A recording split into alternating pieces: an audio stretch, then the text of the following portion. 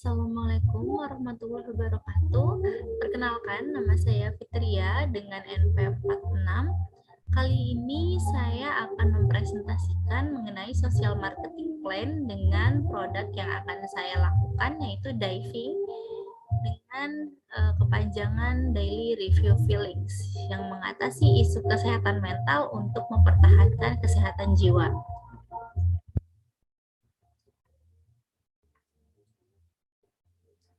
Nah, sebelum masuk kepada materi yang akan saya jelaskan, maka kita akan masuk ke preview terlebih dahulu. Jadi, apa yang Anda pikirkan ketika mendengar kata kesehatan mental? Apakah kita pernah berpikir mengenai pentingnya kesehatan mental di dalam hidup kita? Ketika kita dihadapkan dengan masalah kesehatan mental, dapatkah kita mengatasi isu kesehatan mental tersebut? Atau dapatkah kita menghindarinya? Jawaban dari pertanyaan yang ada dapat mencerminkan kepedulian kita terhadap isu kesehatan mental. Nah, karena ini merupakan social marketing, maka ada target yang dimana harus diterapkan kepada audiens. Nah, target tersebut adalah anak-anak yang berada di panti asuhan. Nah, panti asuhan yang menjadi target pada pelaksanaan sosial marketing ini adalah Panti Asuhan Kafilatur Rasul, yang mana panti ini merupakan sebuah panti asuhan non-government organization yang berada di Jalan Kartini nomor 63 RT 3 RW 9 Pancoran Mas, Kota Depok. Nah, Panti Asuhan Kafilatur Rasul ini berdiri sejak tahun 2015 dan dahulu nama panti ini adalah Panti Asuhan Nurul Komar karena masih berada di bawah naungan sebuah pesantren di daerah Sukabumi. Pada tahun 2009, akhirnya Panti Asuhan Nurul Komar berganti nama menjadi Panti Asuhan Kafilatur Rasul karena telah memiliki akte notarisnya sendiri. Nah, panti ini memiliki 2 cabang, satu di Pancoran Mas, Kota Depok yang dikhususkan untuk anak laki-laki sebagai tempat saya berpraktik, dan yang kedua di Pamulang, Tangerang Selatan yang ini dikhususkan untuk anak perempuan gitu.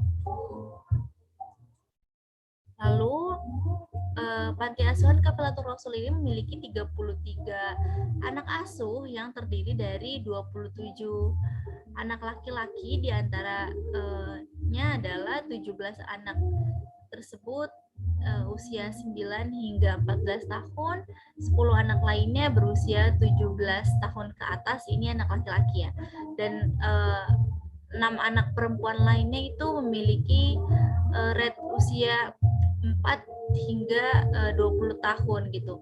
Tapi totalnya cuma 6 orang di Panti Asuhan Kafilatur Rasul yang berada di Pamulang. Nah, karena saya sebagai praktikan melakukan pelaksanaan sosial marketing itu di Panti Asuhan Pancoran Mas, sehingga ini panti yang khusus untuk laki-laki gitu, yang dimana panti ini memiliki 3 pengurus panti, yaitu Kak Zainuddin, Kak Deni, dan juga Kak Nuriana. Dan anak yang menjadi asuhan panti ini berasal dari desa atau kampung terpencil yang keluarganya tidak mampu dan berasal dari anak kerabat yang dirujuk atau direkomendasikan seseorang untuk diadopsi oleh Panti Asuhan Kafilatur Rasul. Nah, anak-anak di panti asuhan ini tuh mereka dari Sukabumi, Tangerang, Bogor, terus juga ada yang dari Jampang Sukabumi gitu, dan daerah sekitarnya, tapi masih dalam Pulau Jawa. Lalu ini adalah hasil assessment yang saya lakukan yang menggunakan konsep child development needs and parenting capacity. Yang pertama itu assessment mengenai health atau kesehatan. Yang mana kesehatan ini ada kesehatan fisik dan juga psikis gitu. Dari secara kesehatan fisik, bagi anak-anak ini terlihat baik ya, sebab panti menyediakan obat-obatan dan juga P3K sebagai pertolongan pertama, serta akses ke puskesmas yang dekat dengan panti gitu. Nah, kemudian ada psikis. Kalau dilihat sebenarnya kurang baik gitu berdasarkan asesmen, Sebab walaupun panti menyediakan aktivitas seperti refreshing, namun anak seringkali mengalami tekanan emosional saat sendiri yang mempengaruhi kesehatan mental mereka. Kemudian ada education atau pendidikan, yang mana untuk pendidikan sendiri anak-anak dengan tingkat sekolah dasar ditempatkan bersekolah di SD Negeri 5 Kota Depok. Sedangkan anak-anak yang berada di tingkat SMP dan SMA itu ditempatkan di sekolah Yayasan Pondok Pesantren Depok atau YPPD, yang antara sekolah SD, SMP, dan juga SMK-nya itu sama-sama berada di Jalan Pemuda Kota Depok gitu. Nah, ini dekat dengan panti tersebut. Nah, sekolah juga dilaksanakan offline 3 kali dalam 1 minggu. Ketika offline ini, anak-anak biasanya diantar menggunakan motor secara bergantian oleh para pengurus. Nah, sedangkan ketika online, fasilitas yang disediakan adalah handphone sebanyak 3 unit dan laptop 2 unit yang digunakan secara bergantian. Nah, kemudian adapun program yang saat ini sedang berjalan, yaitu menerapkan metode membaca cepat kitab kuning yang bernama Hafzilati untuk kelas ke bawah hingga menengah. Kemudian ada emotional behavior development. Secara fisik, jika tidak melakukan assessment gitu ya, nah anak-anak ini tuh terlihat memiliki sikap dan perilaku ceria, pemalu, pendiam, pemberani, jahil, dan tertutup. Tapi di balik itu semua, anak-anak seringkali menyimpan kesedihan ketika hendak tidur karena memiliki berbagai alasan yang melatar belakanginya. Nah, anak juga tidak begitu terbuka nih secara menyeluruh kepada para pengurus panti karena beranggapan mereka malu untuk menceritakan hal-hal tersebut yang membuat mereka sedih. Kemudian ada identity atau identitas. Anak merasa bahwa mereka kuat dan dapat bertanggung jawab kepada tugas-tugas dan tanggung jawab yang diberikan gitu. Nah, pada kenyataannya memang mereka seperti itu gitu. Sepenglihatan saya sebagai praktikan. Kemudian family and social relation, di mana karena tadi ya anak-anak yang masuk ke panti ini merupakan rekomendasi rujukan keluarga dan kerabat, yang dimana anak-anak ini sebenarnya mereka memiliki orang tua, tetapi orang tua tersebut tidak mampu memenuhi kebutuhan anak-anak ya, maka dari keluarga sendiri anak tidak ada yang pernah dikunjungi saat berada di panti tersebut gitu. Tapi panti memberikan kesempatan bagi setiap anak untuk dapat pulang ke rumah dan bertemu dengan keluarga setiap 1 tahun sekali, yaitu saat Lebaran, dengan diberikan fasilitas baju yaitu 2,5 setel dan juga uang tunai sebanyak 1 juta rupiah untuk 1 orang anak. Selain itu, relasi anak dengan lingkungan sosialnya, anak lebih cenderung pendiam dan juga pemalu ketika bertemu teman sebayanya yang berada di luar panti. Kemudian social presentation pada anak terlihat percaya diri, pemalu, ada yang pemalu, ada yang acuh, ada yang fokus, ada yang pemberani, dan juga sibuk dengan aktivitasnya masing-masing gitu ya. Dan ada juga yang hilang fokus nih, tapi pada saat diberikan pertanyaan maupun perintah dan tanggung jawab, mereka melaksanakan hal tersebut dengan baik dan juga menjawab pertanyaan-pertanyaan yang diberikan dengan baik gitu. Nah, kemudian ada self care skill, yang mana anak dapat melakukan self care pada dirinya sendiri. Hal ini dapat terlihat dari penampilan mereka yang selalu siap dan juga rapih gitu. Walaupun misalnya tidak menggunakan baju formal, baju informal pun mereka tetap terlihat rapih gitu. Kemudian ada hasil asesmen berdasarkan konsep parenting capacity, yaitu basic care, di mana panti memberikan makanan itu tiap harinya berupa makanan yang bergizi, misalkan kayak ayam, ikan, dan lain-lain, yang memang ini merupakan fasilitas yang diberikan dari para donatur juga gitu, donatur tetap dan donatur tidak tetap gitu. Kemudian ada minum, juga tempat tidur, serta fasilitas pendidikan anak tersebut juga tersedia gitu. Juga adanya pengurus untuk mencuci baju anak sehari-harinya. Nah, hal ini juga tidak menutup kemungkinan bahwa anak-anak itu juga mau untuk membantu para pengurus untuk mencuci baju mereka sendiri gitu. Nah, kemudian ada ensuring safety, di mana karena panti ini berupa sebuah rumah dengan pintu pagar yang memadai gitu ya, dengan bentuk fisiknya ini seperti rumah, maka panti ini menggunakan gembok kunci untuk mengamankan kondisi panti. Tetapi untuk keamanan bagi anak-anak sendiri cukup rawan gitu, mengingat kondisi panti yang tidak cukup luas dan berada di pinggir jalan, dikhawatirkan itu anak-anak saat sedang bermain mengalami kecelakaan dan membuat para pengasuh panti was-was gitu, dan mereka tidak memiliki tempat bermain yang memadai saat ini. Dan tapi dari pihak panti pun sedang mengusahakan kepada para warga sekitar yang memiliki kewenangan terhadap sebuah TK untuk dijadikan tempat bermain bagi anak di panti, untuk dijadikan sebuah lapangan untuk memfasilitasi anak agar dapat bermain seperti permainan olahraga, bulu tangkis, bola, dan semacamnya. Kemudian ada emotional work. Di panti tidak ada sesi khusus yang dibuat misalnya untuk bercerita atau curhat-curhatan gitu, nggak ada. Tapi sebenarnya para pengurus panti itu siap mendengarkan apabila ada anak yang ingin bercerita secara terbuka gitu. Selain itu, para pengurus panti juga seringkali mengajak anak-anak untuk melakukan refreshing dengan bermain futsal di gor ataupun berenang di Kali Ciliwung secara gratis dalam waktu 2 minggu sekali. Jadi biasanya dalam refreshing ini anak-anak dengan pengasuh panti itu diberikan pilihan gitu. Anak-anak mau bermain futsal ataupun berenang gitu. Kalau mau bermain futsal berarti tidak berenang, kalau mau berenang berarti tidak bermain futsal gitu. Nah, hal ini dilakukan juga agar anak-anak tidak jenuh berada di panti gitu. Kemudian ada stimulasi yang diberikan.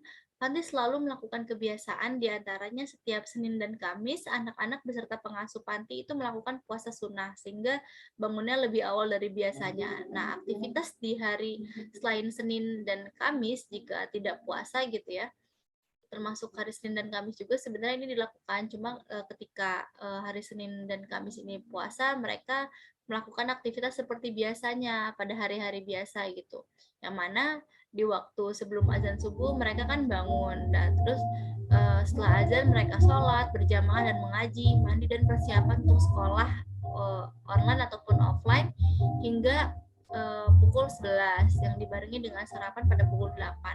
Nah, pada pukul 11 ini setelah setelah sekolah, maka anak-anak melakukan persiapan sholat zuhur dan melakukan setoran hafalan hingga pukul 12 atau bisa lebih gitu.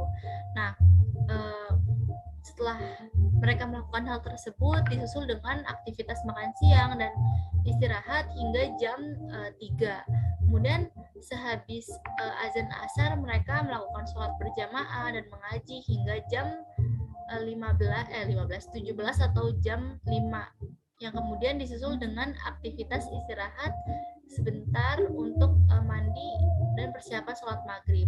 Nah, sehabis sholat maghrib mereka melakukan doa bersama berupa tawasulan dan membaca rotib alatos. Setelah itu mengaji Al-Quran secara sorogan hingga sholat isya berjamaah, dan setelahnya dilakukan mengaji kembali hingga pukul 9. Nah, pada pukul 9 ini anak-anak dipersilakan untuk beristirahat dan tidur, sehingga anak menjadi terbiasa dan disiplin akan waktu gitu ya. Jadi anak-anak tuh terbiasa melakukan aktivitas tersebut, jadi mereka disiplin gitu. Kemudian ada guidance and boundaries, di mana peraturan dan batasan perilaku yang berlaku itu sebenarnya sangat fleksibel gitu.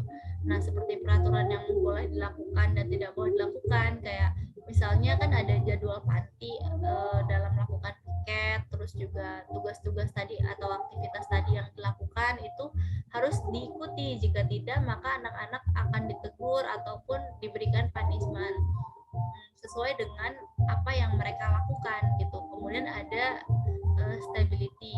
Nah, panti akan memberikan fasilitas dan juga kelangsungan hidup bagi anak hingga anak lulus SMK. Tetapi panti juga nggak melarang jika anak masih ingin tinggal di panti tersebut. Nah, biasanya anak akan sadar diri untuk segera bekerja dan berkunjung sesekali ke panti untuk bersilaturahmi. Kemudian ada identifikasi sikap dan perilaku. Nah, berdasarkan asesmen yang ada, karakteristik dari anak-anak panti itu kan mereka cenderung pemalu, tertutup, hingga saat ada masalah atau tekanan emosional yang disebabkan oleh berbagai alasan, mereka hanya bisa mengatasinya dengan memendam perasaan mereka dan juga menangis sendirian saat hendak tidur gitu, sehingga fenomena ini berpeluang mengganggu kesehatan jiwa anak. Nah, dari fenomena yang ada pun sikap dan perilaku yang ingin dibentuk dalam rangka sosial marketing agar anak tidak hanya memendam perasaannya dalam menghadapi tekanan emosional yang disebabkan oleh berbagai alasan, sehingga hal ini dapat menunjang kesejahteraan emosional, psikologis, dan juga sosial anak. Lalu ada konsep social marketing yang mana ada produknya yaitu diving, yaitu daily review feelings, mengatasi isu kesehatan mental untuk mempertahankan kesehatan jiwa. Diving yang merupakan singkatan dari daily review feelings mencoba untuk mengangkat isu kesehatan mental yang menawarkan kesempatan bagi anak-anak untuk dapat mengekspresikan perasaannya dan mereview atau menulis perasaan apa saja yang telah mereka alami melalui dinding styrofoam yang kemudian ditempel dengan kertas kecil berisikan perasaan dan keluh kesah mereka secara harian. Nah, konsep ini diangkat berdasarkan pada isu yang terjadi di dalam panti bahwa anak-anak sering memendam perasaannya dan menangis diam-diam ketika mengalami tekanan emosional dari berbagai alasan. Sehingga dengan adanya perubahan sikap dan perilaku yang dibentuk melalui diving diharapkan dapat mengatasi permasalahan yang ada dengan tujuan merubah sikap dan perilaku anak agar anak dapat mempertahankan kesehatan jiwa serta menghindari peluang dari terjadinya gangguan mental yang memiliki dampak berjangka panjang demi masa depan anak. Selain itu, tujuan lainnya daripada merubah perilaku dari kegiatan ini adalah untuk memperkenalkan, mengedukasi, dan juga menyadarkan anak mengenai pentingnya kesehatan mental. Nah, kemudian ada price atau harga yang harus dibayar oleh anak, yaitu rasa terbuka. Maksudnya anak perlu memiliki sikap dan juga rasa terbuka untuk berani mengekspresikan dan mengeluarkan keluh kesahnya agar anak bisa mencapai kesejahteraan emosional. Anak juga perlu usaha dalam melawan rasa takut karena malu untuk mengungkapkan perasaan yang menjadi alasan mereka mengalami tekanan emosional. Karena kan anak-anak di sana cenderung pengen menceritakan tapi mereka sebenarnya takut, mereka malu diketawain atau diejek atau tidak diterima gitu oleh para pengasuh ataupun oleh temannya gitu. Jadi mereka lebih memilih untuk memendam. Serta yang perlu dibayar oleh anak adalah waktu gitu. Hal ini agar anak dapat beradaptasi dengan sikap dan juga perilaku baru yang nantinya akan dibentuk. Kemudian ada place atau tempat yang mana tempat yang akan dilaksanakan adalah di Panti Asuhan Kafilatur Rasul. Yang kemudian promotionnya itu menggunakan poster. Nah, berikut adalah poster yang akan digunakan, yaitu poster dengan tema mengatasi tekanan emosional untuk mempertahankan kesehatan jiwa. Nah, ini merupakan step-step untuk mempertahankan kesehatan jiwa bagi anak, jadi sebagai reminder bagi anak agar mereka terus bisa memperbaiki perilaku dan sikap memendam perasaannya tersebut agar anak-anak bisa lebih tersejahterakan mengenai emosional, psikologis, dan juga kondisi sosial mereka gitu.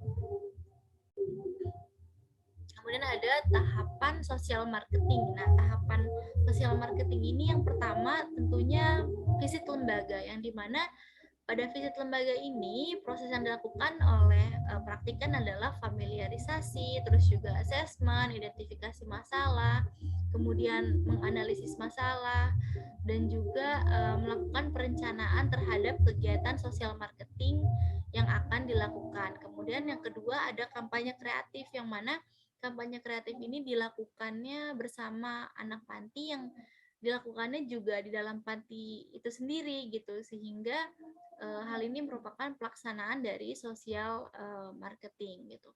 Yang kemudian dilanjut oleh terminasi, di mana ketika pelaksanaan sudah dilaksanakan, maka praktikan akan memfollow up kembali kepada panti bagaimana sikap dan perilaku anak terkait aktivitas dan kegiatan atau perilaku yang dirubah, yang tadinya nggak ada jadi ada gitu, yang berusaha untuk dibentuk, apakah mereka tetap konsisten melaksanakan hal tersebut atau tidak. Nah, sekian, terima kasih dari saya. Apabila presentasi ini ada kesalahan, mohon maaf. Apalagi ada suara bising di suara background-nya karena sedang ada acara di rumah tetangga. Jadi mohon maaf apabila ada kesalahan dan kata-kata yang belum maksimal. Terima kasih.